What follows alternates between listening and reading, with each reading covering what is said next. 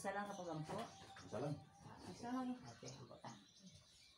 Kanimo Dios naning matahong nga adlaw ipakulay among gibati ang dako nga kalipay tungod kay ikaw ang Dios nga among giila.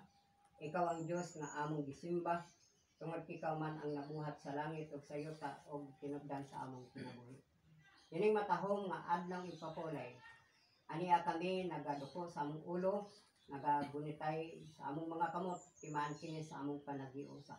O timano sab kini sa among pagpabot sa among tagsa-tagsa kagabalingon. Lord, nining takna, among ginaampo ang tibuok nga kalibutan. Tibuok nga Seventh-day Adventist, nagasimba kadiya kanimo. Panalangini kaming tanan, ug unsari kami pinagi sa balaan mong Espiritu. Ug lalo na karon sa tibuok nga tema, mao ang pagmantala sa maayong balita sa tibuok kalibutan. Himuha kaming instrumento, himuha kaming galamiton sa imong buhat. Lalo na amo sang giampo ang distrito sa President Rojas sa pangunguna ni Pastor Rotula. Not kay ikaw magagiya, magabantay sa matag sa kanamo.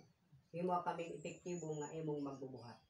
O ilabi na sab kanamo ni Brother Glenn o kanako nga napurbahan sa distrito sa Rojas nga kami ang mahimong mag-ministry usab dinhi sa tibuok nga Rojas.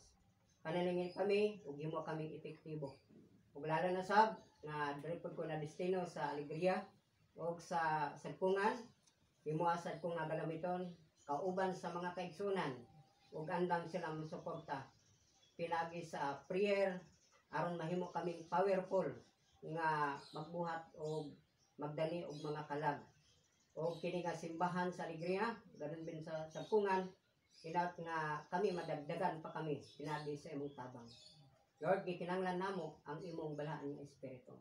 Busa dining takna pananinsab ang mga kaigsunan dinhi sa Alegria, inaot nga ang gugma, ang kalipay, kalinaw ug panaghiusa amo kining makabot tungod kay among tumong ug tuyo. Mao kanang langit nun nga puloy-anan nga imong gitagana alang sa imong mga pinili.